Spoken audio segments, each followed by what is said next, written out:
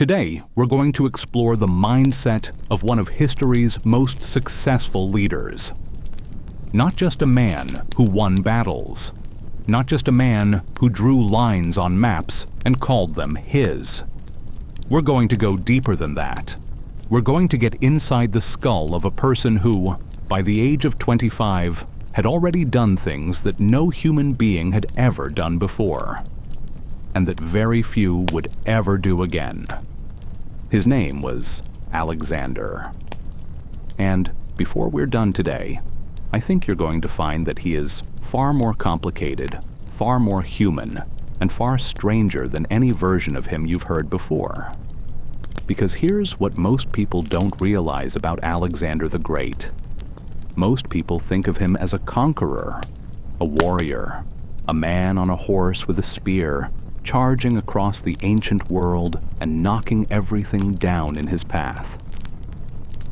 And yes, he was that. But underneath the armor, underneath the campaigns and the glory and the legend, there was a mind unlike almost any other in recorded history. A mind driven by forces that most of us can recognize. Ambition, fear, love, rage. A desperate, burning, almost pathological need to matter, to be remembered, to be more than just a man. He wanted to be something close to a god. And the terrifying thing, he almost pulled it off. So today we are going to do something a little different. We're not just going to recount the battles, though we will because they are extraordinary. We're not just going to list the kingdoms, though we will, because the scale of what he built is almost impossible to comprehend. We're going to examine the psychology, the internal machinery, the emotional engine that drove a young man from a small kingdom in northern Greece all the way to the edges of the known world, and then kept pushing even when there was nothing left to conquer. We're going to ask, what made Alexander tick? What made him great? What made him dangerous? And what, in the end, brought it all crashing down? Get comfortable, because this is a long story, and it is one of the most extraordinary stories ever told. The world he was born into. To understand Alexander, you first have to understand the world he entered. He was born in the summer of 356 BC in a city called Pella, the capital of the kingdom of Macedon. And right away, we need to deal with a misconception. Because when most people think of ancient Greece, they think of Athens. They think of philosophers sitting in marble courtyards, debating the nature of the soul. They think of democracy, of theater, of the Parthenon glowing white against the blue Aegean sky. Macedon was not that. Macedon was a rough, semi-barbaric kingdom on the northern fringe of the Greek world. The Greeks to the south, the Athenians, the Spartans, the Thebans, they looked down on the Macedonians. They considered them half-civilized, tribal, more interested in hunting and drinking and fighting than in philosophy and politics. The Macedonian nobility drank deep and brawled and kept their kings in line with a kind of rough, militaristic loyalty that had more in common with a Viking chieftain's court than with the polished aristocracy of Athens. This matters because Alexander grew up in that world. He was shaped by it, even as he was also shaped by the extraordinary education that would set him apart from every other Macedonian of his generation. He came into the world on a night that was said to be full of omens. The ancient writers loved a good omen, so take this with a grain of salt. But the story goes that on the night Alexander was born, the great temple of Artemis at Ephesus burned to the ground. When a Persian official asked the temple priests how such a terrible thing could have happened, they supposedly said, Artemis was away. She was attending the birth of one who would one day bring ruin to Persia. Probably not true. but useful, because it tells you something about how the ancient world processed Alexander.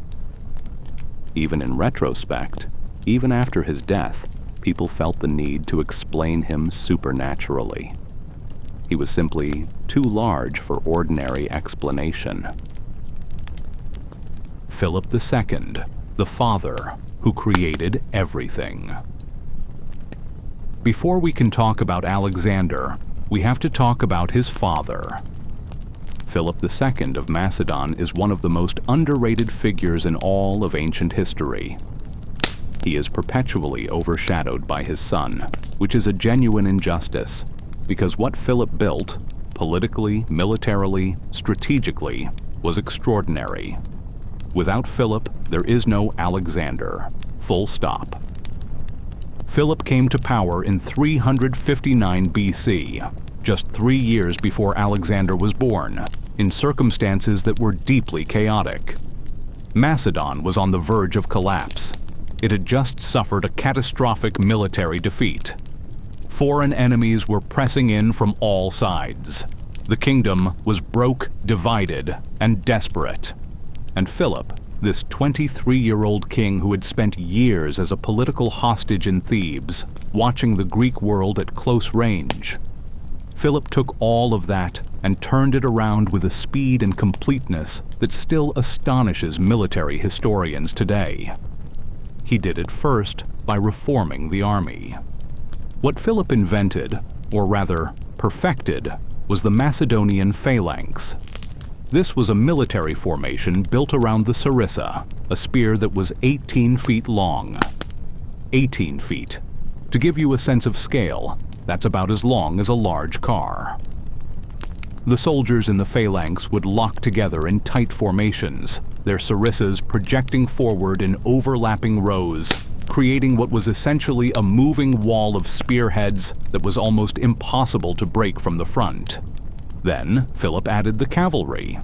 Specifically, the companion cavalry, the hetairoi, an elite force of mounted warriors who would be used not as scouts or skirmishers, but as a hammer blow, a shock weapon, thrown at precisely the right moment into precisely the right gap in the enemy line to shatter everything.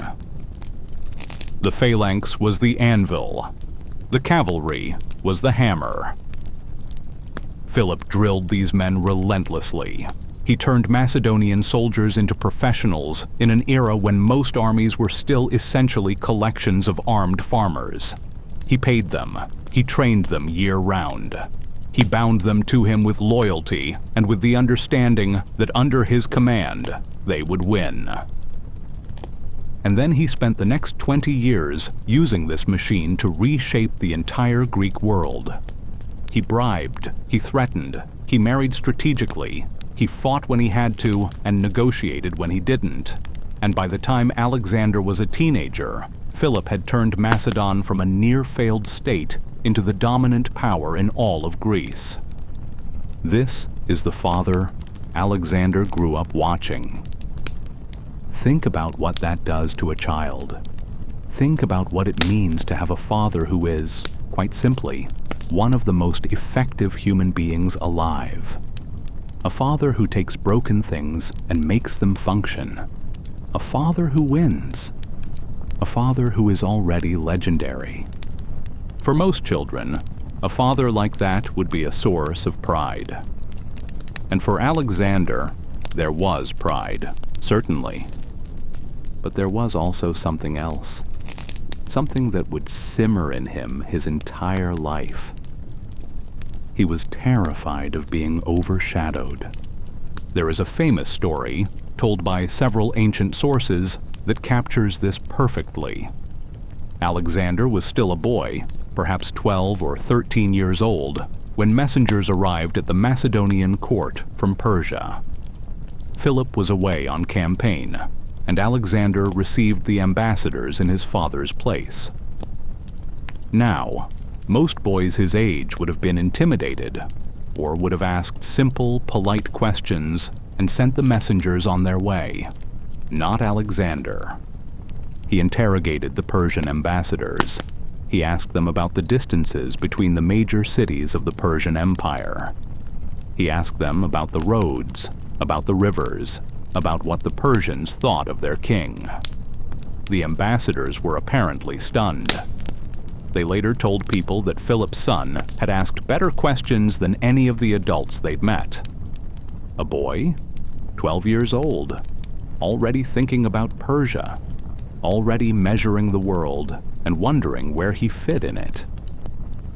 And when news came of one of Philip's great military victories, the capture of some city or the defeat of some enemy, the ancient sources tell us that Alexander turned to his companions with an expression of genuine distress and said something like, "My father will take everything.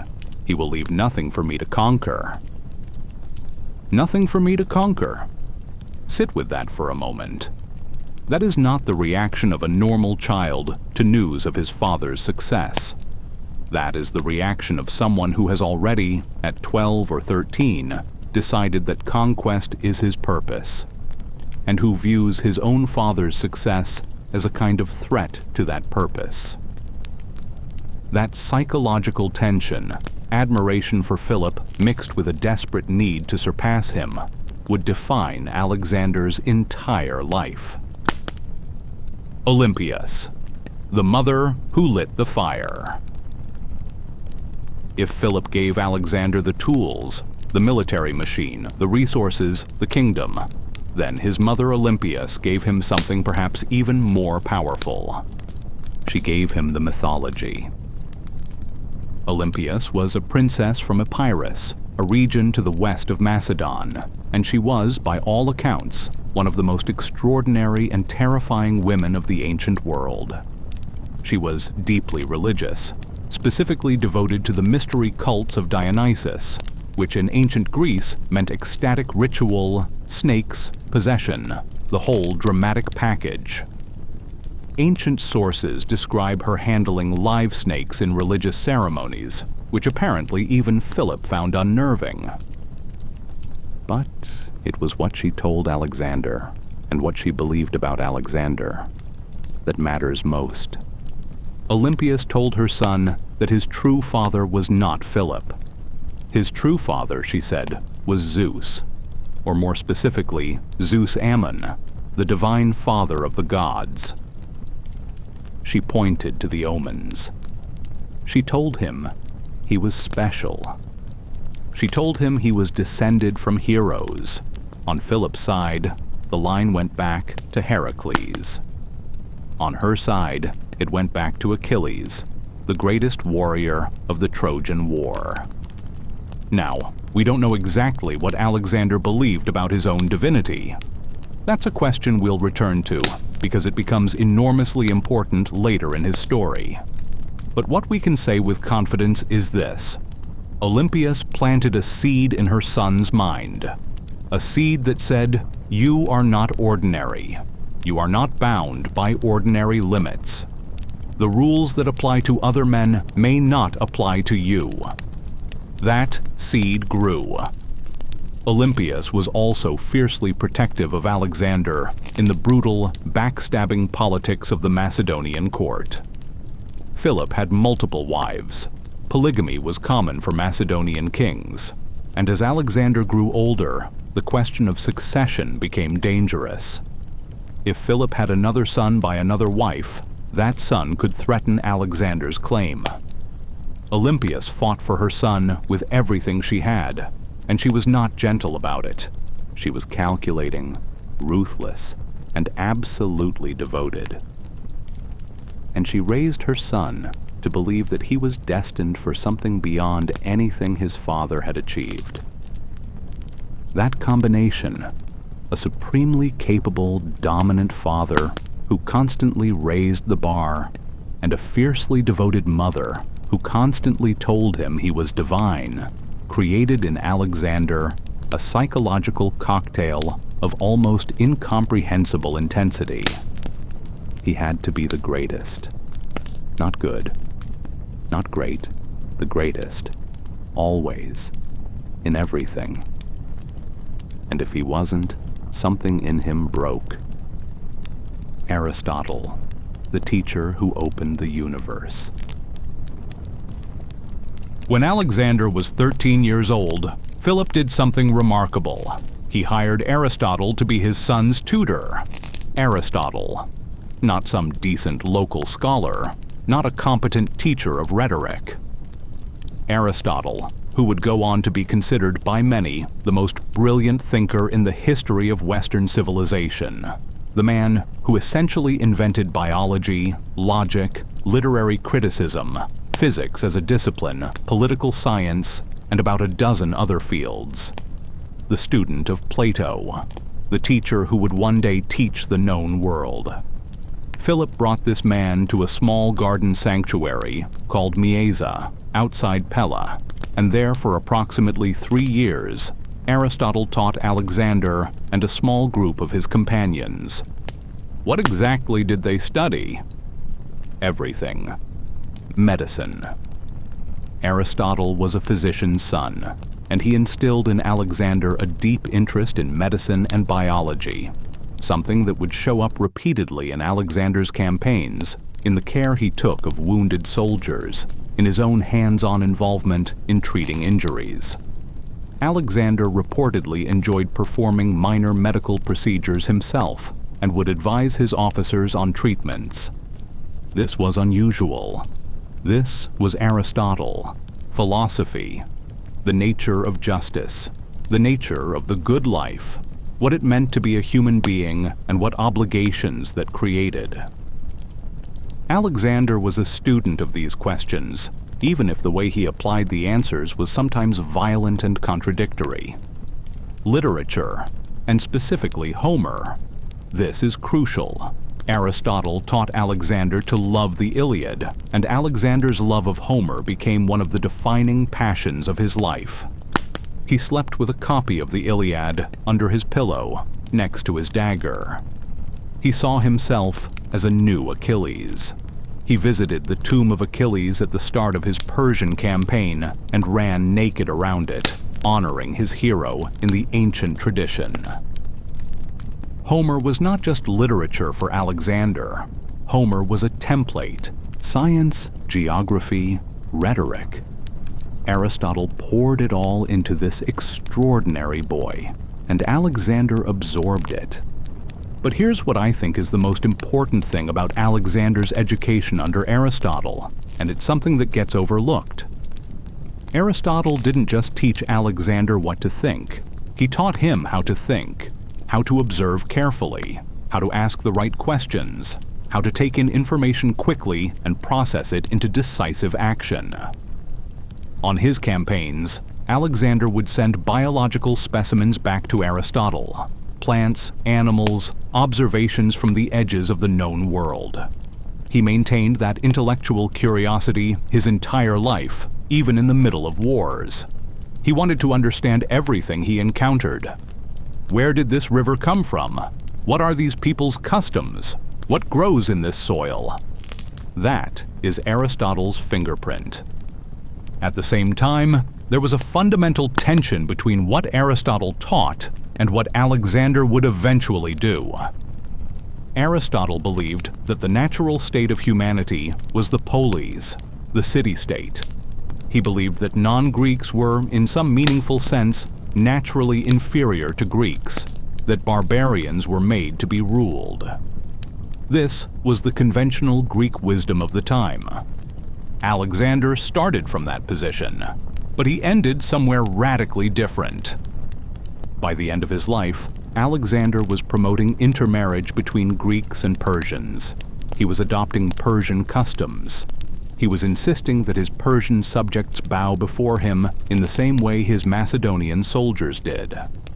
He was trying, genuinely, ambitiously trying, to fuse two of the greatest civilizations of the ancient world into something new. Aristotle would not have approved. In fact, Aristotle reportedly sent his nephew Callisthenes along on Alexander's campaigns as a kind of official historian, and Callisthenes would eventually become one of Alexander's fiercest critics and would be executed for it. The teacher and the student had grown in different directions, but without the teacher, the student would never have had the intellectual architecture to even conceive of what he was trying to build. The boy becomes a king. Almost. Alexander's entry into real power began earlier than almost anyone in history. When he was 16 years old, Philip left on campaign and left Alexander as regent of Macedon, not as a figurehead, as the actual ruler of the kingdom, making real decisions, commanding real men. And almost immediately, a Thracian tribe called the Mede seized the opportunity of Philip's absence to revolt. This kind of thing happened constantly in the ancient world, subordinate peoples watching for the moment the strong king's back was turned. Alexander didn't send a message to his father. He didn't wait for advice. He raised an army, marched against the Mede, crushed the revolt, drove the population out, and founded a city on the site, naming it Alexandropolis, his city, his name on the map. He was 16. 2 years later, at 18, he fought at the Battle of Chaeronea, one of the most important battles in Greek history. This was the moment when Philip's Macedonian army faced a combined force of Athens and Thebes, the two greatest Greek city-states, in a battle that would determine who controlled Greece. Alexander commanded the companion cavalry on the left wing, and it was his charge, his perfectly timed, ferociously executed cavalry charge into the Theban line, that broke the battle open. The famous Sacred Band of Thebes, an elite force of 300 soldiers that had never been defeated, was destroyed. Philip held all of Greece. After the battle, Philip walked across the battlefield, looking at the fallen Sacred Band, these 300 soldiers who had died in formation rather than break, and reportedly wept. He said something like, "Let no one speak ill of men who died like this." Alexander watched his father weep and filed it away. He was 18 years old, and he had already helped decide the fate of the Greek world. Now we get to the heart of it. Because everything we've covered so far, Philip's shadow, Olympias's mythology, Aristotle's education, the early taste of power, all of that was the input. Now let's talk about the output. What did all of that create, psychologically? What were the actual internal forces driving Alexander the Great? I'm going to break this into 4 major psychological traits. Not because Alexander was simple, he absolutely wasn't, but because these 4 forces explain the vast majority of what he did and how he did it. Trait 1. The obsession with greatness. Let me be very precise about what I mean when I say Alexander was obsessed with greatness, because this is not the same as being ambitious. Ambition is wanting to succeed.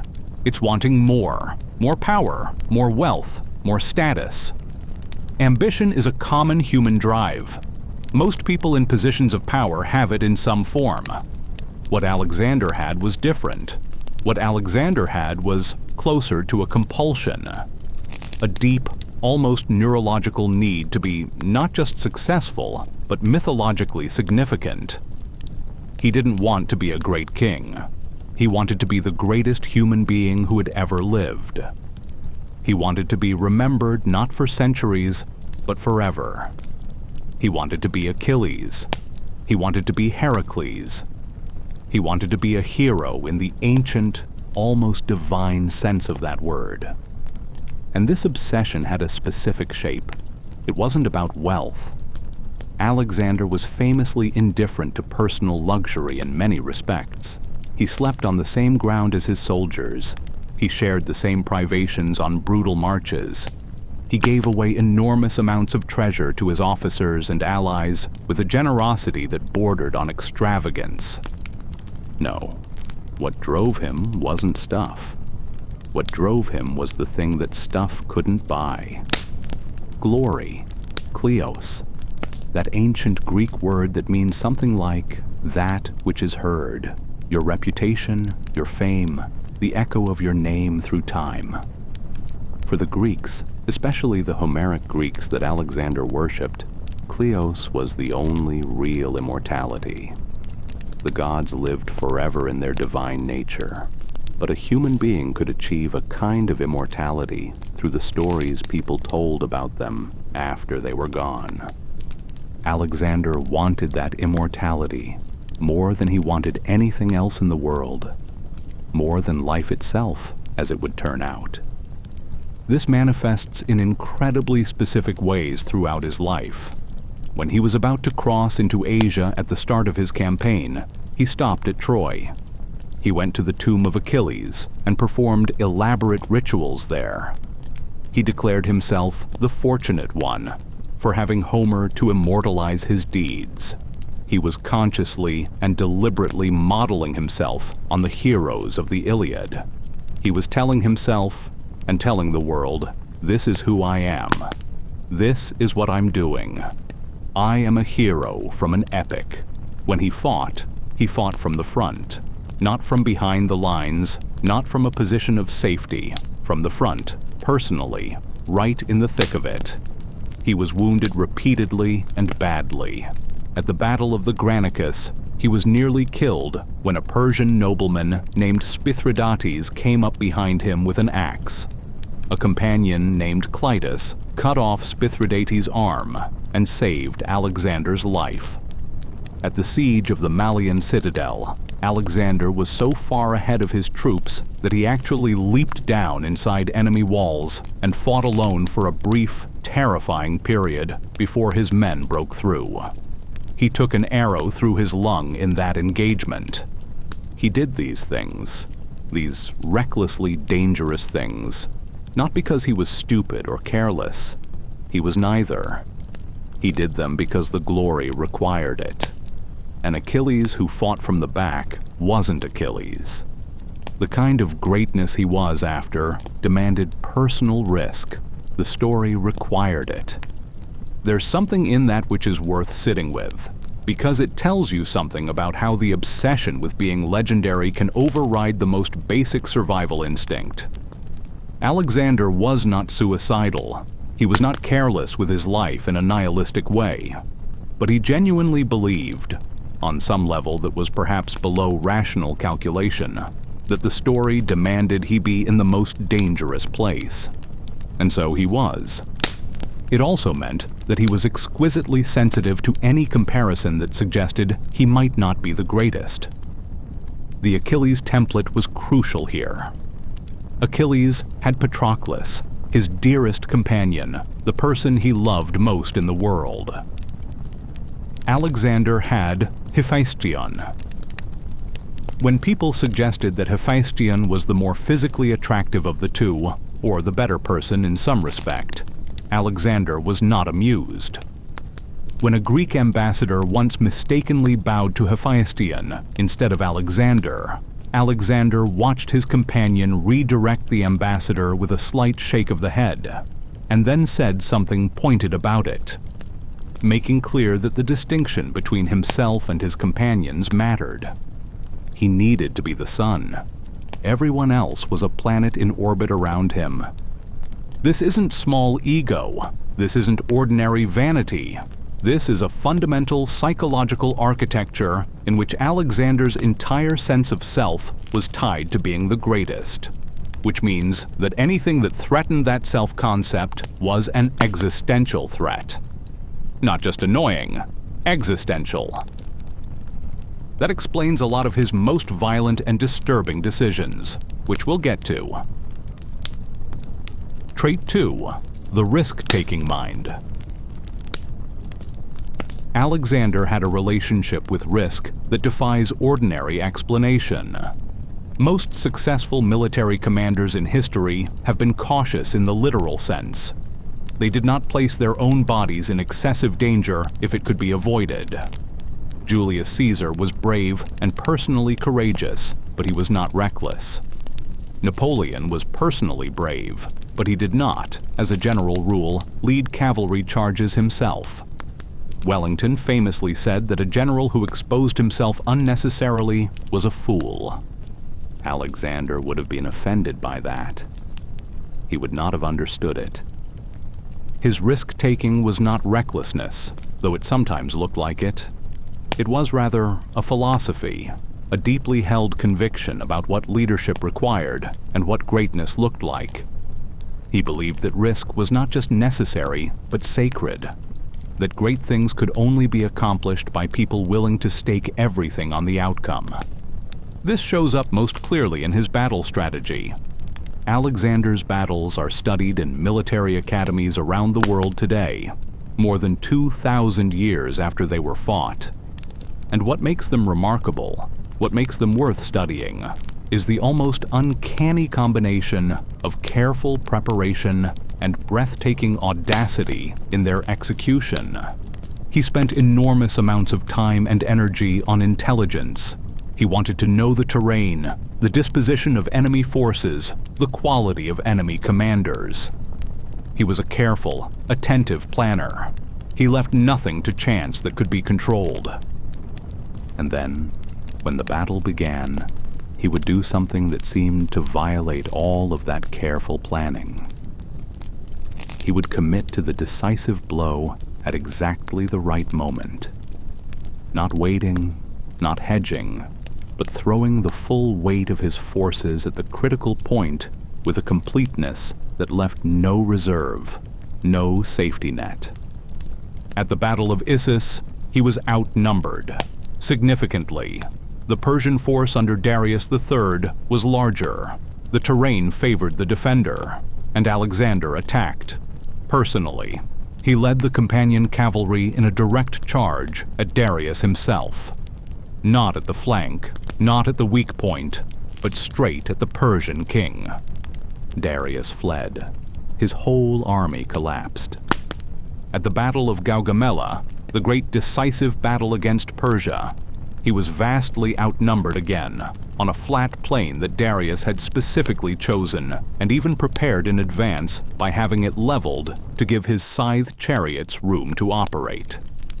Darius had assembled what was, by ancient standards, an almost incomprehensibly large force. And Alexander again attacked, again with the cavalry, again with himself at the tip of the spear. He found the gap, because there is always a gap if you're willing to risk finding it, and he drove through it, and Darius fled again. The pattern is consistent throughout his campaigns. He took calculated risks that would have seemed insane to more conservative minds, and they worked because his judgment of the critical moment was extraordinary, and because the psychological impact of his personal presence, the king himself, right there in the middle of it, galvanized his own men and frequently shattered the morale of his enemies.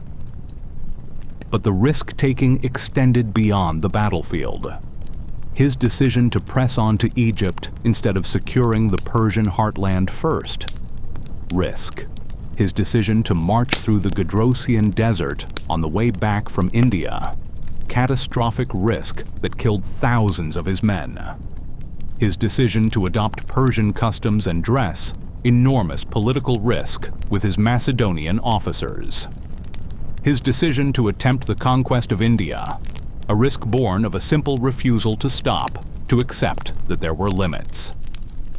There is a philosophical principle embedded in all of this. Alexander believed, genuinely, deeply believed, that hesitation was more dangerous than action. That caution was the enemy, that the worst thing you could do was to stop and wait and let the world organize itself against you. He was not always right.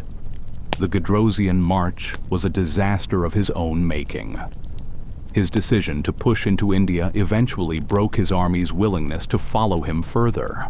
But the core principle, the willingness to commit fully, to act decisively, to stake everything on the quality of your preparation and the courage of your action. That principle won him an empire. Trait 3. Emotional control and its spectacular failures. This is where Alexander becomes genuinely complicated and genuinely human, because the image of Alexander that most people carry, the cool, brilliant, almost superhuman commander, is real, but it's only half the picture. The other half is a man who was, on certain occasions, emotionally out of control in ways that had devastating and irreversible consequences. Let's start with the control, because it was real and it was impressive. In battle, Alexander was famously calm, cool, deliberate. There are multiple accounts of him, in the midst of chaotic fighting, stopping to give precise orders, to redirect a formation, to adjust his plan in response to what he was seeing. This is extraordinarily difficult. When blades are moving and men are dying and everything is screaming and bloody, to maintain the kind of clear-eyed assessment that good tactics require. That takes extraordinary emotional discipline. He also showed remarkable emotional intelligence in his treatment of defeated peoples.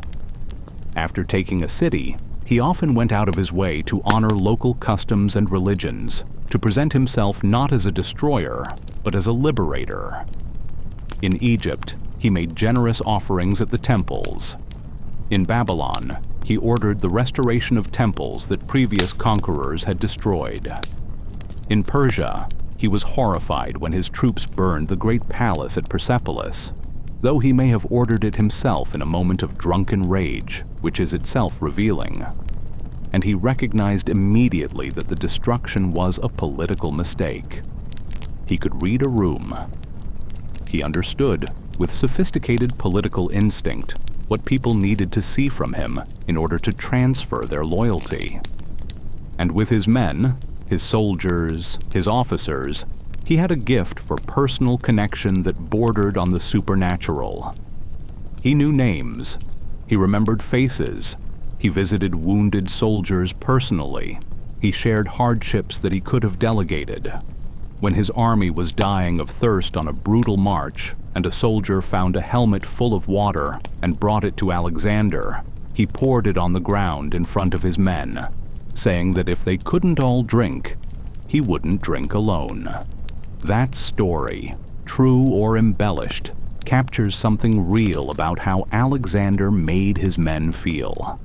They would follow him through the gates of hell, and they did for years, because he made them feel that he was one of them. That is emotional intelligence. Real, sophisticated, effective. But put alcohol in front of Alexander, and something changed. The Macedonian court culture was heavily centered on drinking. Long, elaborate drinking sessions, symposia, were where political relationships were built, where loyalties were tested, where status was asserted. Philip had been a prodigious drinker. Many of his officers were. And Alexander, when he drank, underwent a transformation that he himself seems to have been unable to control. The most devastating example, the killing of Clytus the Black. Clytus was one of Alexander's oldest and most trusted commanders. He was the man who had saved Alexander's life at the Battle of the Granicus, the one who cut off Spithridates' arm as the Persian was about to kill Alexander from behind. In 328 BC, there was a drinking party. It had been a long, brutal campaign. There were tensions. Alexander had recently adopted more Persian customs, which some of his Macedonian officers resented deeply. There was an argument about Alexander's accomplishments. Specifically, some people were comparing Alexander favorably to Philip, which Alexander liked, and Clytus, who had been drinking hard, began to push back. He defended Philip. He reminded Alexander of all the things Philip had built, all the battles Philip had won. He suggested, in the blunt, drunken Macedonian way, that Alexander wasn't quite as extraordinary as he seemed to think. And then, Clytus reportedly said the line that broke everything. He pointed to the hand he'd used to save Alexander's life at the Granicus and said something like, "This hand, Alexander. This hand is what kept you alive." Alexander picked up a spear and killed him in the room, in front of everyone. He drove the spear through the man who had saved his life because Clitus had challenged the mythology, because Clitus had suggested that Alexander owed something to someone else, because Clitus had, in a drunken moment, stripped away the divine aura and revealed the human being underneath. The aftermath was extraordinary in its own way. Alexander immediately recognized what he had done. He collapsed in grief. He refused to eat for 3 days. He wept. He reportedly tried to kill himself and had to be physically restrained by his bodyguards. He had Callisthenes and other court philosophers brought to him to argue about whether grief and guilt were appropriate responses, as if intellectual debate might somehow organize the chaos inside him.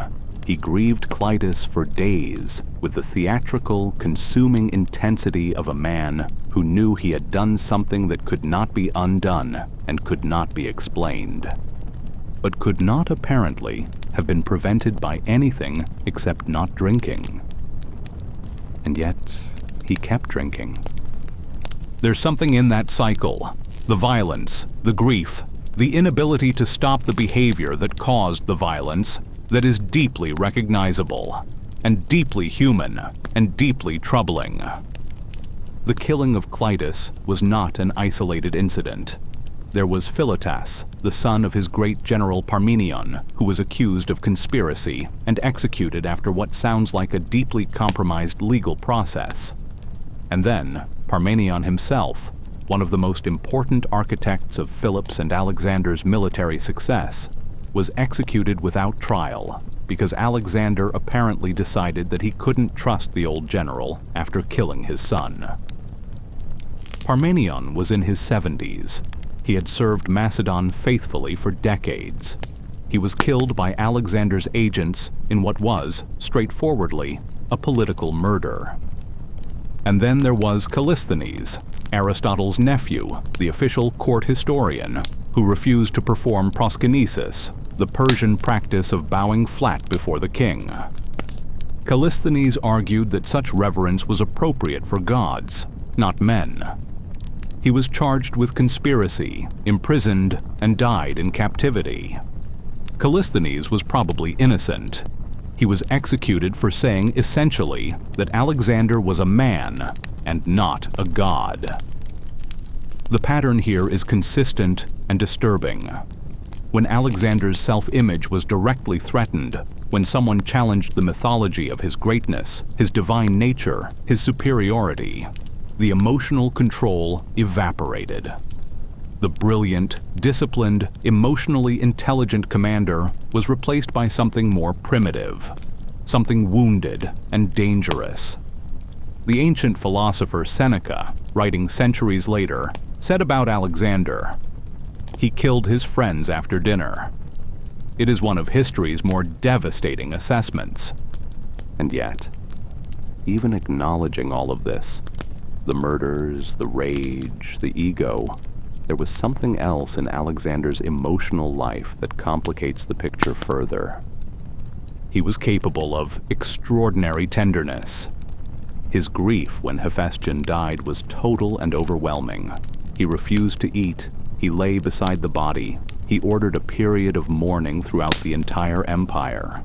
He had the sacred flame of the Persian royal house extinguished, something done only for the death of a Persian king. He ordered elaborate funeral rites that would have bankrupted a smaller kingdom. This was not performance. This was a man genuinely shattered by the loss of the person he loved most. He wept at the deaths of enemies he respected. Darius's wife died in captivity and was treated with full royal honors. Alexander reportedly wept at her funeral. He was moved by courage and loyalty in his enemies as much as in his friends. He had a genuine capacity for love and grief that was as extreme as his capacity for rage. It was all the same intensity, just pointing in different directions. Alexander the Great was not a sociopath. He felt everything. He felt it all so intensely that it sometimes consumed him.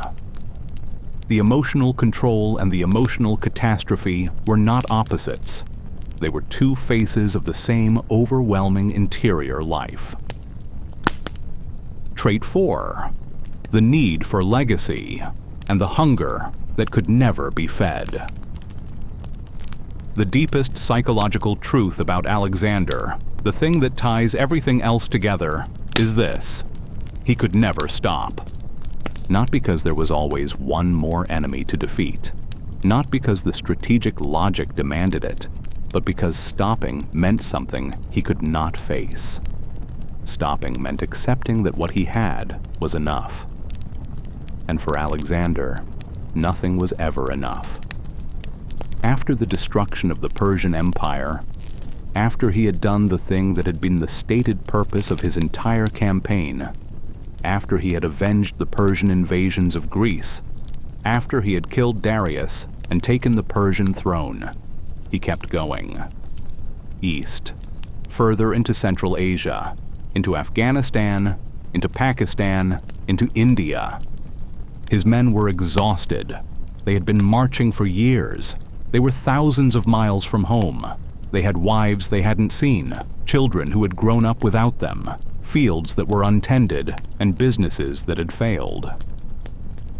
Alexander's generals told him this. His soldiers eventually staged what is called the mutiny at the Hyphasis. They simply refused to march further. They had reached a river in northwestern India, and they stopped. They sat down. They wouldn't move. Alexander was furious. He went into his tent and refused to come out for 3 days. The same response as after Clitus, interestingly, hoping that his absence would break their resolve. It didn't. So why couldn't he stop? What was he chasing? The answer, I think, is that Alexander was chasing something that could not be caught. He was chasing the version of himself that existed in his own imagination. The version that was Achilles, that was Heracles, that was divine and unlimited and free from the constraints that bound ordinary human beings. That version of himself was always just over the next horizon. The next battle, the next city, the next campaign. Each one was supposed to finally make him feel like he had arrived. Like he was enough. Like the hunger was satisfied. It never was. This is one of the most recognizable psychological patterns in human experience. The person who cannot stop achieving, not because achievement brings satisfaction, but because achievement is the only temporary relief from an internal anxiety that never fully disappears. The entrepreneur who keeps starting companies not because they love business, but because they are afraid of what happens when they stop. The athlete who keeps competing long past their prime, not because they love the game, but because without competition, they don't know who they are. Alexander's version was more dramatic, more destructive, and more historically consequential than almost any other example in history. But the pattern is recognizable. There is a story, told with variations by several ancient sources, that after Alexander had conquered Persia and was feeling the magnitude of what he had achieved, he wept. And when someone asked him why he was weeping, he said it was because there were no more worlds to conquer. This story is probably apocryphal, but it became one of the most enduring stories about Alexander for a reason, because it captures something true, even if the specific incident didn't happen. It captures the fundamental tragedy of a man whose ambition was literally infinite, whose hunger could not be satisfied by any finite achievement. He built the largest empire the ancient world had ever seen, and it was not enough. Now let's bring all of this to life in the moments that defined him. The battles, the decisions, the flashes of leadership that made his name echo across 23 centuries. the Granicus, the first test. It is the spring of 334 BC. Alexander is 22 years old. He has crossed the Hellespont, the narrow strait separating Europe from Asia, with an army of approximately 40,000 men. He has visited Troy. He has run naked around Achilles' tomb. He has thrown a spear into Asian soil and declared the continent his. And now, near a river called the Granicus, in what is now northwestern Turkey, he faces his first real test. The Persian force waiting on the other side of the river is commanded by a Greek mercenary general named Memnon of Rhodes. And this is worth noting because Memnon was actually the best military mind the Persians had, and he knew it. Memnon argued against fighting at the Granicus. He said, "Let Alexander come. Let him advance into Persian territory and stretch his supply lines. Use scorched earth tactics. Deny him battle. Let attrition do the work." The Persian satraps, the regional governors who commanded this force, ignored Memnon. Fighting and retreating felt dishonorable. They deployed their cavalry along the riverbank and waited. Alexander's generals urged caution. The river was fast-flowing. The opposite bank was steep, giving the Persian cavalry a height advantage. Attacking across a river is one of the most dangerous things an ancient army can do. Parmenion, the old, experienced general who had served Philip and now served Alexander, specifically counseled waiting until morning, crossing upriver at a different point, approaching from a less exposed angle. Alexander reportedly turned to Parmenion and said something like, "It would be shameful if this little river stopped us when the Hellespont did not." And then he attacked, straight across the river, leading the cavalry himself, wearing a white-plumed helmet so that everyone on both sides could see exactly where he was. The fighting at the Granicus crossing was brutal, close, and nearly fatal. The Persian cavalry pushed back hard. Alexander's cavalry fought their way up the steep bank while being cut at from above. Memnon's mercenary infantry, positioned slightly further back, watched and waited. And then, because Alexander's infantry phalanx was working its way across the river and beginning to engage the Persian infantry, the Persian line stretched and cracked. The decisive moment came when the Persians tried to kill Alexander personally. Multiple Persian noblemen converged on him, recognizing the white plume. Spithridates raised his axe. Clytus cut off his arm. When the dust settled, the Persian cavalry was broken. The mercenary Greek infantry was surrounded. Alexander's treatment of these Greek mercenaries who had fought for Persia was harsh. Most were killed or enslaved, which was a political statement as much as a military one. And Alexander had won his first major battle in Asia with an action that most professional soldiers would have called reckless. The victory at the Granicus opened all of Western Asia Minor. City after city surrendered or welcomed Alexander as a liberator. His reputation had been established in a single afternoon. Gordium, the knot. Sometimes the most revealing moments are not the battles. Sometimes they are the gestures. In 333 BC, Alexander arrived at the city of Gordium, the old capital of the ancient Phrygian kingdom, in what is now central Turkey. In the city's great temple was the famous Gordian knot. The Gordian knot was a legendary puzzle.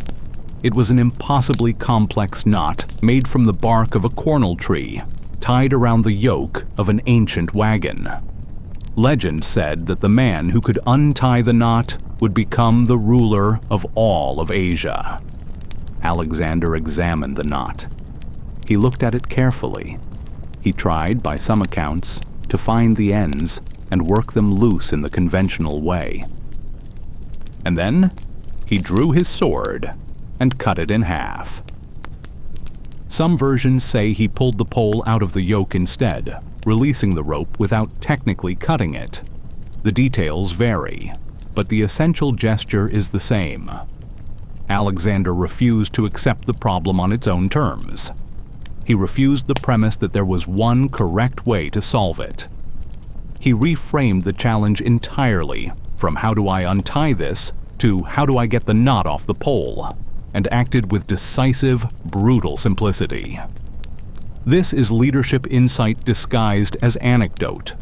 Alexander's genius repeatedly showed itself in exactly this pattern: seeing problems from a different angle, refusing conventional limitations, and then acting with complete commitment on the reframing. The same thing he did at Tyre. Tyre was an ancient Phoenician city built on an island half a mile off the coast of what is now Lebanon. It had enormous natural defenses, surrounded by water, with walls that rose from the sea itself, with a navy that could supply and reinforce the defenders from behind Alexander's position. Previous conquerors, including the mighty Nebuchadnezzar of Babylon, had besieged Tyre for 13 years and ultimately given up. Alexander's generals counseled leaving Tyre and moving on. The city could be contained. Its navy was a threat, but a manageable one. Alexander built a causeway. He simply decided to connect the island to the mainland and turn a sea siege into a land siege. He set his engineers to work building a mole, a raised road across half a mile of open sea toward the walls. When the Tyrians used fire ships to destroy the siege towers he'd built on the mole, he rebuilt them and widened the causeway. He commandeered every available ship in the eastern Mediterranean to create a naval superiority that neutralized the Tyrian fleet. After 7 months, the causeway reached the walls, and Tyre fell. That causeway, incidentally, still exists. The city of Tyre today, the modern Lebanese city of Sur, sits on a peninsula. That peninsula is Alexander's causeway, expanded by 2.5 millennia of sediment. He literally changed the geography of the coast. When he doesn't like the problem, he changes the problem. That's the Gordian knot. That's Tyre. That's a consistent, recurring pattern in how Alexander's mind worked. Issus, when gods and mortals faced each other. The Battle of Issus in 333 BC was one of the most consequential military engagements in history, and it was also one of the most psychologically revealing. Alexander had moved south along the coast of Asia Minor and into what is now southern Turkey. Darius III, the great king of Persia, ruler of the largest empire on earth, had assembled a massive force and moved to cut off Alexander's supply lines by marching north, placing his army behind Alexander's position. When Alexander discovered this, he turned around and marched back to face Darius. Think about what that took. Darius had more men, significantly more by most estimates. He had taken a defensive position. He was behind Alexander. The logical response for most commanders would have been to either try to slip past him or to find a more favorable position. Alexander turned around and attacked. The battle was fought in a narrow coastal plain between the sea and the mountains, which actually limited the advantage Darius's numbers would have given him. The terrain was almost perfectly suited to Alexander's attack formation. It's possible Alexander knew this when he chose to engage there. It's possible the terrain was coincidental. Either way, Alexander used it. The Persian left wing initially pushed back Alexander's Macedonian right wing, creating a gap. The Greek mercenary infantry in the Persian center held hard against the Macedonian phalanx. For a moment, it looked bad. And then Alexander and the companion cavalry on the right wing shattered through the Persian cavalry opposite them and wheeled left, not to pursue the fleeing Persian horsemen, but to hit Darius's Greek mercenaries in the flank while the phalanx pinned them from the front. Darius, watching from his royal chariot as the situation collapsed, turned, and ran. The pursuit of Darius became one of the defining narratives of the campaign. The great king of Persia, the ruler of half the known world, running from a 23-year-old Macedonian, leaving behind his mother, his wife, his daughters, his entire treasury, his whole royal household. What Alexander did next matters enormously. He captured Darius's family, and he treated them with complete royal courtesy. He provided for them. He told them they would be treated as queens, because Darius had been the king of kings before the battle, and his family deserved the honor that carried. He reportedly wept with Darius's mother when she initially confused Hephaestion for Alexander. Hephaestion was apparently taller and more regal-looking, and when she realized her mistake and prostrated herself in embarrassment, Alexander told her she hadn't made a mistake. Hephaestion was also Alexander. That moment, that one moment, it is worth more than any battle for what it reveals. Alexander, at 23, understood something that most conquerors never grasped. Winning the battle is not enough. You have to win the peace. And you win the peace by demonstrating to the people you have conquered that you are worthy of their loyalty, not just their fear. Treating Darius's family with honor told every Persian noble, every Persian soldier, every Persian subject. This conqueror understands dignity. This conqueror can be trusted with power. It was political genius wrapped in a human moment. And it was entirely characteristic of the Alexander who could, when he was at his best, make enemies into devoted subjects with a single gesture. The burning of Persepolis, the darkness within. After Issus, after Egypt, where he founded Alexandria and was crowned pharaoh and was declared the son of Ammon by the oracle at Siwa, after the great final battle at Gaugamela, where Darius fled again and the Persian Empire effectively ceased to exist, Alexander entered Persepolis. Persepolis was the ceremonial heart of the Persian Empire. It wasn't the capital. Susa and Babylon were more important administratively, but it was the symbol. The great Apadana, the Hall of 100 Columns, the treasury, the royal tombs carved into the cliffs above the city. Persepolis was what Persia meant, and Alexander burned it. The ancient sources differ on exactly what happened. Some say it was a deliberate political decision, a final act of revenge for the burning of Athens by the Persians in 480 BC, a symbolic statement that the war of revenge was now complete. Some say it was an accident, sparked during a drunken party by a suggestion from an Athenian courtesan named Thais. Some say Alexander ordered it and then immediately regretted it. The truth is probably somewhere in all of these. It was probably both a political decision and a drunken one, decided in a moment when alcohol had blurred the line between calculation and rage, between the sophisticated political mind that had treated Darius's family with such care and the furious, consuming boy who needed to destroy things to feel something. Whatever the precise truth, the burning of Persepolis haunted Alexander. Ancient sources suggest he came to regret it. He knew it was a mistake, politically, symbolically, personally. He had wanted to be the successor to the Persian kings, not their destroyer. A burned palace cannot be rebuilt into a throne. It is perhaps the clearest example of Alexander at war with himself, the brilliant political mind versus the volcanic emotional interior, the strategist versus the wounded boy with the god complex. India, the edge of the known world. By 327 BC, Alexander had been campaigning for 8 years. He had conquered the Persian Empire, subdued the fierce tribes of Central Asia, A campaign that was in many ways the hardest fighting of his entire career against guerrilla warriors in mountain terrain who refused to accept defeat. And now he turned east, into India.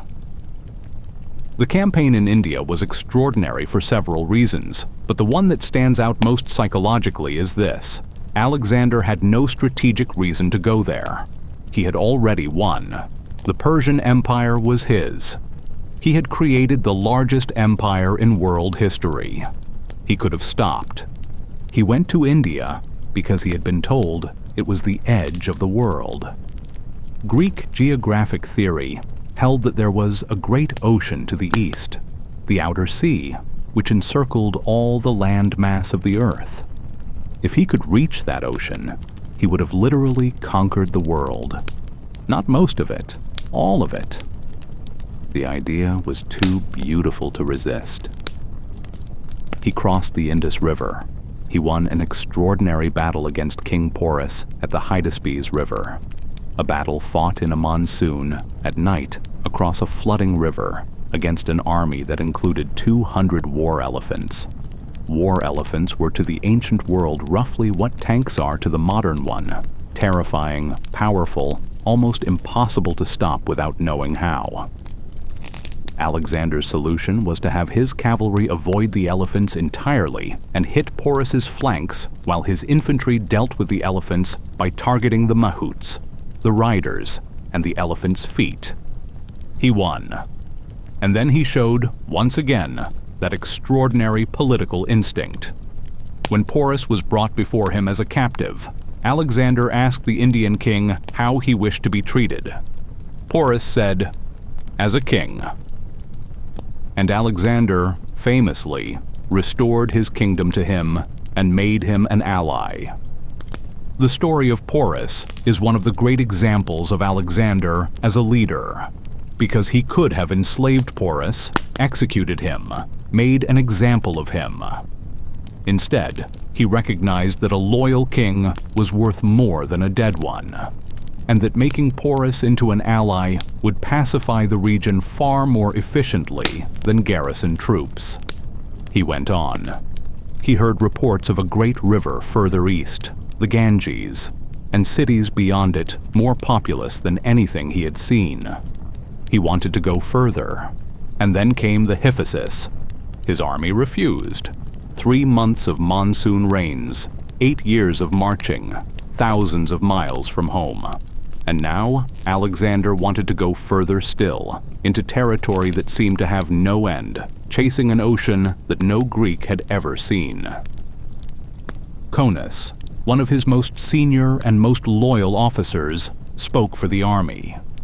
He was diplomatic about it. He praised Alexander. He acknowledged all they had achieved. But he made clear the men would not march further. They had given everything. They had nothing left. Alexander raged. He went into his tent. 3 days later, he came out and announced that they would turn back. It was the first time in his life that Alexander had accepted a limit imposed by external force. Not by an enemy, by his own men. The ancient sources suggest he was never quite the same afterward. Not broken. He was still capable of brilliant leadership, still fought and won engagements on the return journey, still planned enormous new campaigns. But something had changed. The certainty had been dented. The myth of the unstoppable had been tested and found to have a boundary. He turned back. And the grief of it, the grief of stopping, may have contributed to what happened next. The return, catastrophe, and collapse. The return from India was, in several respects, a disaster. Alexander chose to return partly by sea, sending most of his fleet under the Admiral Nearchus through the Persian Gulf, and partly by land through the Gedrosian Desert in what is now southern Pakistan and Iran.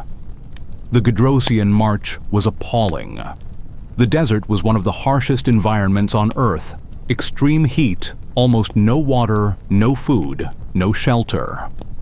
Alexander's army suffered casualties that may have equaled or exceeded those from the entire Indian campaign. Thousands of soldiers died. Baggage animals died by the thousands. The camp followers, the families and servants and traders who traveled with ancient armies, were devastated. Why did Alexander take this route? Different ancient sources give different explanations. Some say he was trying to prove that he could succeed where previous conquerors had failed. Some say there were strategic logistical reasons. Some say he simply miscalculated the conditions.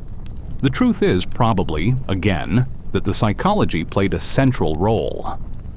He needed a challenge. He needed something to overcome. He needed the story to have another great feat in it. Even the return had to be heroic. The heroism cost thousands of lives. And even after that, even after the horror of the Gedrosian March, he kept planning. He wanted to circumnavigate Arabia. He wanted to build a canal. He wanted to move his capital to Babylon and make it the center of a new kind of empire. He was planning campaigns in the Western Mediterranean. He had ideas about North Africa. The hunger was still there. After everything, it was still there. The death of Hephaestion, the breaking. In 324 BC, Hephaestion died. He had been ill, probably from typhoid, possibly complicated by heavy drinking, and died after a short illness in Ecbatana. Alexander's response has no real parallel in the ancient world. The grief was total and consuming. He threw himself on Hephaestion's body and wept for hours. He ordered the manes and tails of all the horses cut as a sign of mourning. He had the royal flame of the Persian kings extinguished, an act previously reserved only for the death of the great king himself. He reportedly executed Hephaestion's physician, blaming him for the death. He ordered a massive monument and elaborate funeral games. He asked the oracle at Siwa to confirm that Hephaestion could be worshipped as a divine hero, and he did not recover. Ancient sources suggest that after Hephaestion's death, something in Alexander shifted toward dissolution. He was 32 years old, at the height of his power, master of the largest empire ever assembled. And he seemed to be coming apart. He began drinking more heavily. He became more unpredictable, more violent in his moods. He launched a brutal campaign against the Kasayians, a mountain tribe that some ancient sources explicitly describe as a kind of grief ritual, a blood offering for Hephaestion. In the spring of 323 BC, he arrived in Babylon, which was to be the new capital of his empire. He began having a fever. The fever worsened. He lost the ability to speak. On June 10th or 11th, 323 BC, Alexander III of Macedon, called the Great, died. He was 32 years old. The cause of death is debated by historians to this day.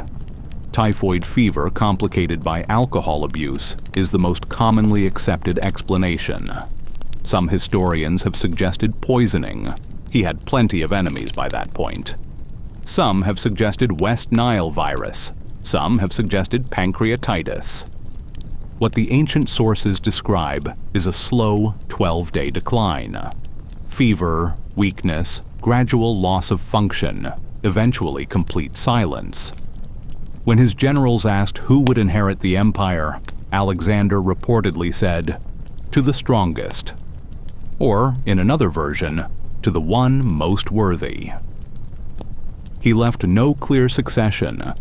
The empire he had spent his entire life building was divided, fought over, and ultimately broken apart by the men who had served him.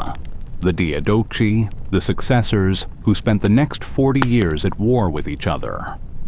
Within a generation, everything he had unified was fragmented.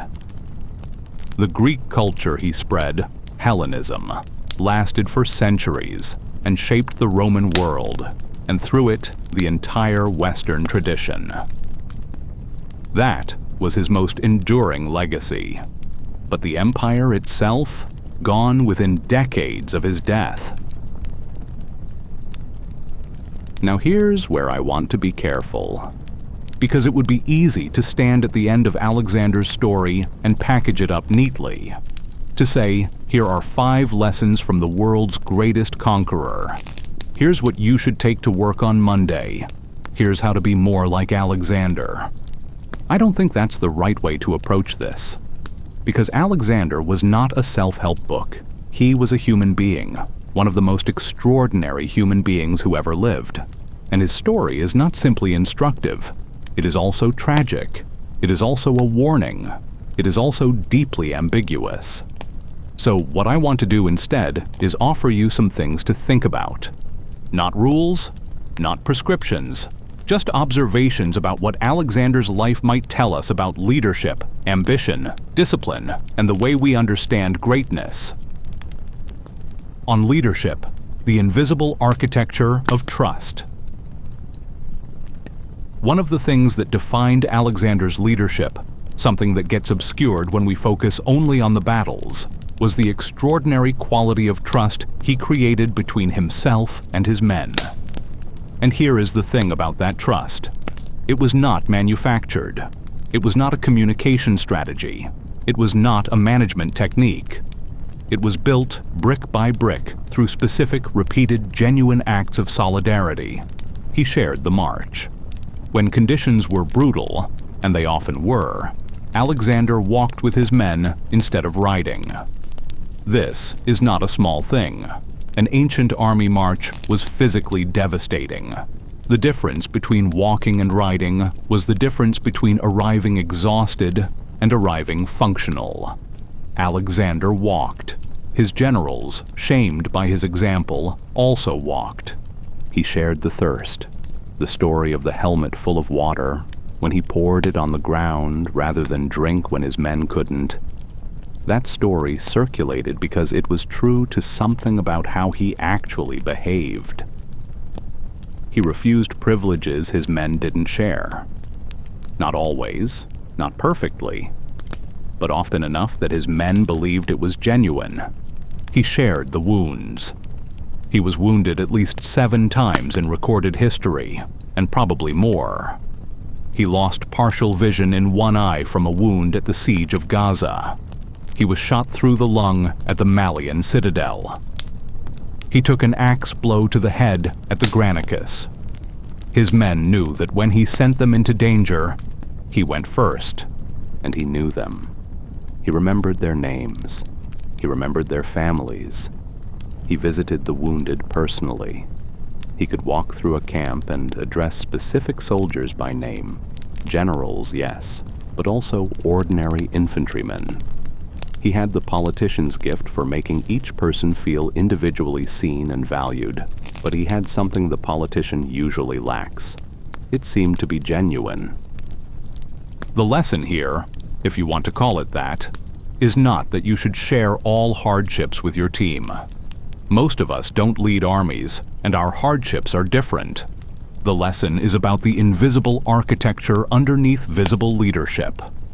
Trust is built through consistency, through doing what you say you'll do, through being present in ways that cost you something, through remembering that the people around you are people, not resources. Alexander was often terrible at this. He murdered friends. He executed generals. He made decisions that got thousands of his men killed. He was not a nice man, and he was not consistently good. But when he was good at this, he was almost supernaturally good. And the evidence that he was building something real with his men is this. They followed him for 12 years, across 12,000 miles, through conditions that would have broken most armies into enemies they had never imagined, past the edge of the world as they understood it.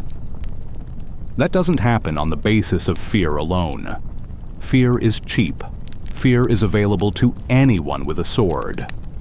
What Alexander had built was something more durable than fear, more powerful than pay, more compelling than strategic explanation.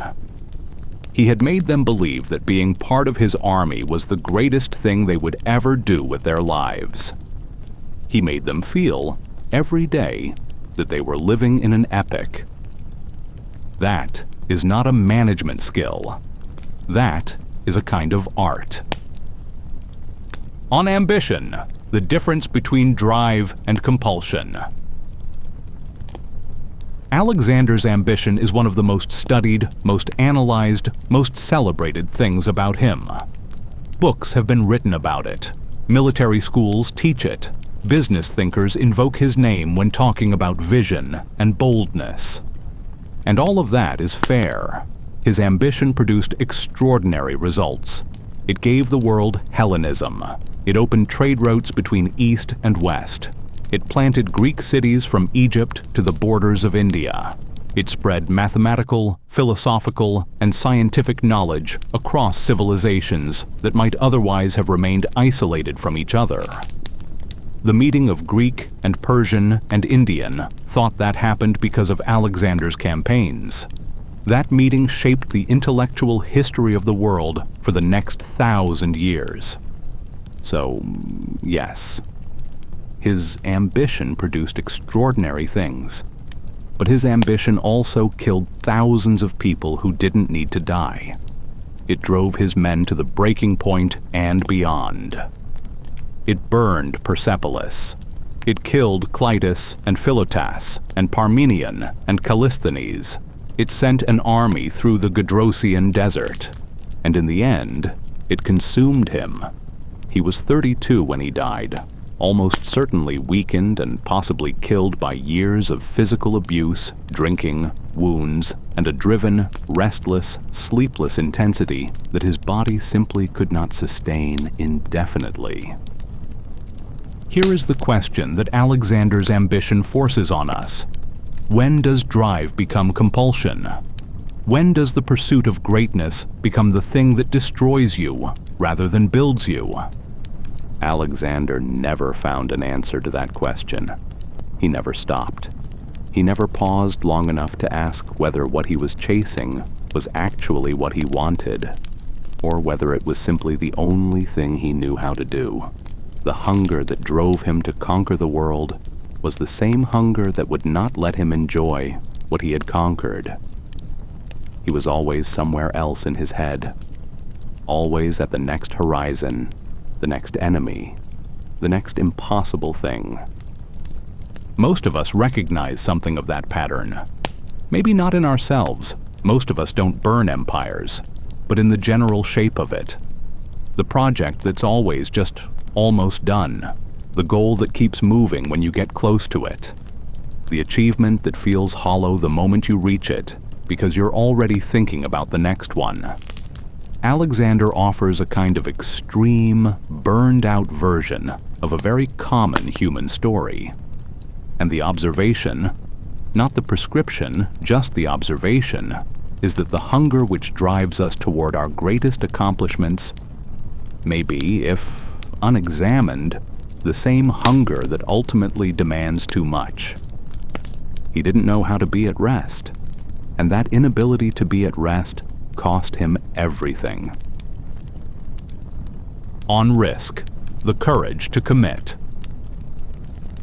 One of Alexander's most consistent and replicable qualities, arguably the one most worth understanding, if not simply imitating, was his relationship with decisive action. Alexander hated half measures. He hated hedging. He hated the kind of careful, contingency-laden approach that spreads your resources across multiple possibilities to ensure that none of them fail catastrophically. He believed that this kind of caution was itself dangerous, that it diluted force, confused purpose, and communicated uncertainty to both your own people and your enemies. His answer was commitment. Total, irreversible, complete commitment to the chosen course. At Gaugamela, when Parmenion wanted to attack at night, reasoning that the darkness would nullify Darius's numerical advantage, Alexander refused. He said he would not steal a victory. He wanted to win in the open, in daylight, where everyone could see. And then, he went to sleep the night before the battle and slept so deeply that his generals had to wake him. Think about that. The night before the most important battle of his life, facing an army that potentially outnumbered his by a factor of several, Alexander slept soundly. Because he had done the preparation. He had thought through the plan. He had committed to the course of action. And once he had committed, the anxiety was gone, because there was nothing more to decide. This is not recklessness. This is the downstream consequence of excellent preparation combined with the willingness to let go of the decision once it has been made.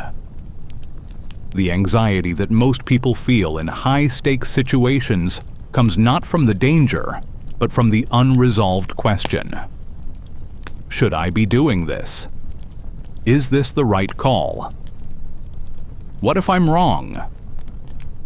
Alexander resolved that question before the moment came. His preparation was thorough enough that by the time battle came, the decision was already made. And once the decision is made and cannot be changed, the only useful thing to do is execute it as well as possible. The separation between the preparation, careful, analytical, thorough, and the execution, committed, fast, total, is one of the most useful patterns in Alexander's leadership. On discipline, the gap between natural talent and achievement. There is a misconception about Alexander that occasionally surfaces in popular history, and it's worth addressing directly. The misconception is that Alexander was primarily a product of natural genius, that he was simply born with the military mind, the charisma, the political instinct, that it came easily to him, naturally, effortlessly, the way some people seem to be simply gifted.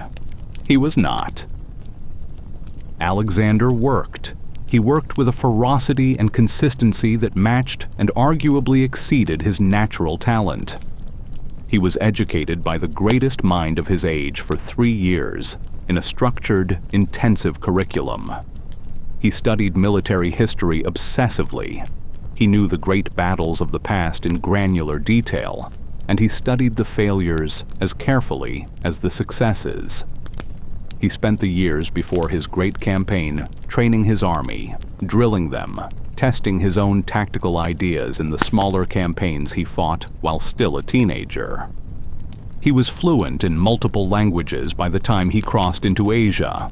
Greek, of course, but also Macedonian dialect, Persian, and enough of other languages to make himself understood in diplomatic contexts. He read widely and continuously throughout his campaigns. He carried books into war zones. He had his army practice maneuvers, constantly. When there was no enemy to fight, he found ways to keep his men physically prepared and tactically sharp. He understood that an army, like any complex system, degrades without maintenance. He was also, despite the violence and the drinking, personally disciplined in ways that surprised people. He ate simply. He slept less than most men. He was up early. He was present at the front of decisions rather than delegating everything.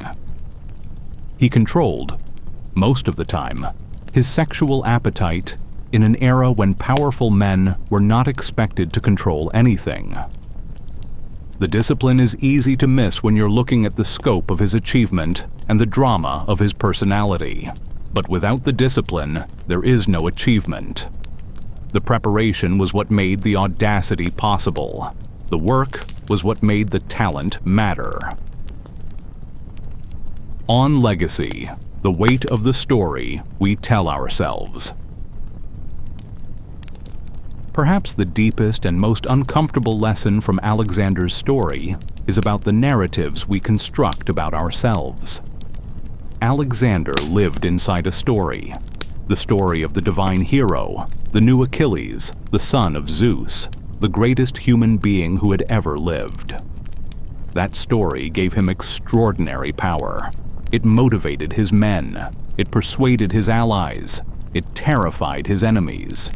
It created a kind of psychological invincibility that allowed him to attempt things that no rational calculation would have suggested. But it also trapped him.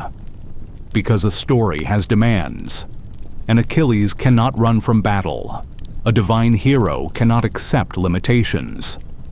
A man who has told himself and everyone around him that he is destined to conquer the world cannot stop when his army reaches a river in India and simply says, "Enough."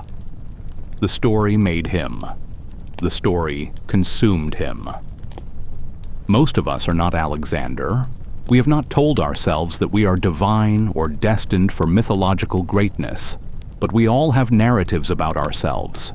Stories about who we are, what we're capable of, what our life is for, what we owe the world, what the world owes us.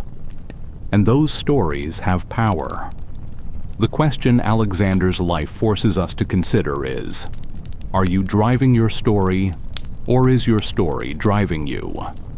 Are you making decisions because they are genuinely the best decisions, or because they fit the narrative you have already decided your life should tell? Alexander, in his worst moments, was driven by the story. The killing of Clytus, that was the story demanding that no one challenge the mythology. The Gedrosian March, that was the story demanding that the return also be epic. The refusal to stop, ever, anywhere. That was the story, relentless and hungry, demanding more chapters. In his best moments, and they were extraordinary moments, he stepped outside the story and acted from genuine human instinct. The moment with Darius's mother, the restoration of Porus's kingdom, the care for wounded soldiers, the walk instead of the ride. In those moments, the man was larger than the myth.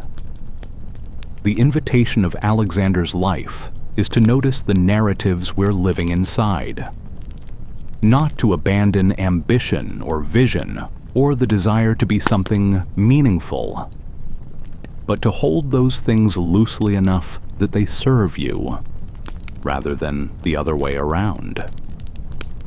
He never learned to hold his story loosely. He gripped it until it killed him. Alexander died in Babylon in June of 323 BC, and the world changed in his absence. His generals immediately began fighting over what he had left behind. The wars of the Diadochi, the successor wars, consumed the next generation of Macedonian power and ultimately fragmented his empire into several successor kingdoms. The Ptolemies took Egypt. The Seleucids took the Persian heartland. Antigonus took parts of Asia Minor. Macedon itself was fought over, won, lost, and won again. None of these men, brilliant, powerful, experienced soldiers all, ever managed to reassemble what Alexander had built.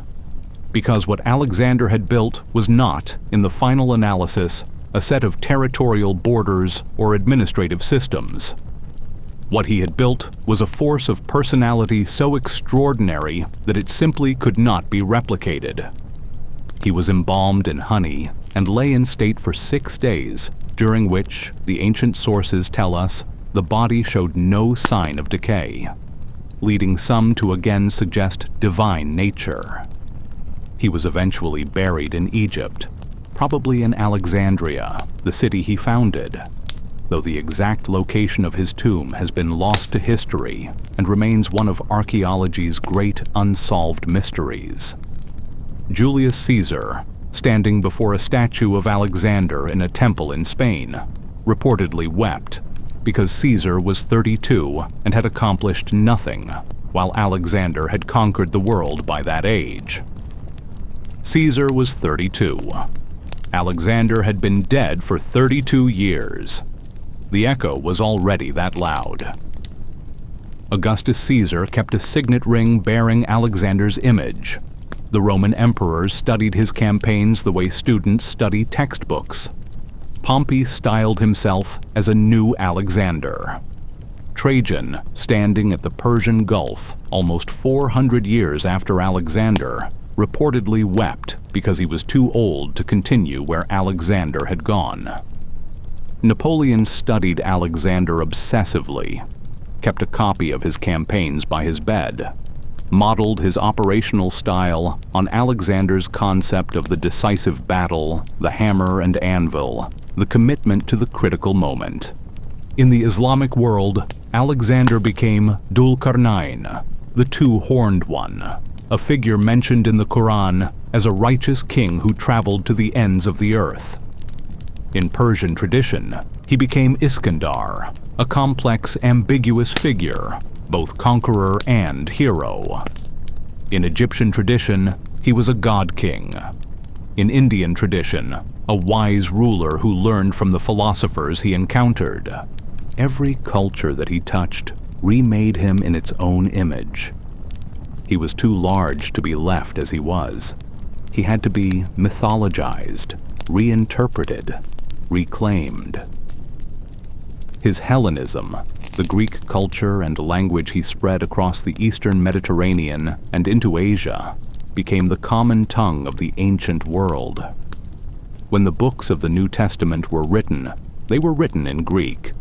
The New Testament, in the language that Alexander the Great spread across the world. The philosophical categories in which early Christianity developed its theology were Greek philosophical categories, developed in Greek intellectual traditions, using Greek language, all of which was available throughout the Mediterranean world because Alexander had made it so. His shadow is longer than we usually realize. It falls on more things. But here is the truth that sits underneath all of the legacy, all of the achievement, all of the staggering world-remaking power of his 32 years. Alexander the Great was a human being with a ferocious father and an extraordinary mother, and a great teacher and an explosive, consuming inner life. A human being who was brave and cruel and brilliant and reckless and loving and violent and disciplined and chaotic. A human being who needed to be the greatest, more than he needed to be happy. A human being who built more than anyone before him had built and could not stop building, even when it was killing him. He is not a model to simply imitate. His greatness was inseparable from his tragedy. The thing that made him capable of the achievement also made him capable of the destruction. You cannot take the lion-hearted courage without the lion's violence. You cannot take the vision without the need that drove it. You cannot take the commitment without the compulsion underneath. What you can do, what I think is worth doing, after sitting with his story, is look at your own hungers and your own stories and your own drives with a little more honesty. Ask yourself what you are actually chasing and whether catching it will give you what you think it will. Ask yourself whether the narrative you're living inside is one you chose or one that chose you. Alexander never asked those questions. He didn't have time, or didn't make time, or couldn't face the answers. But we can.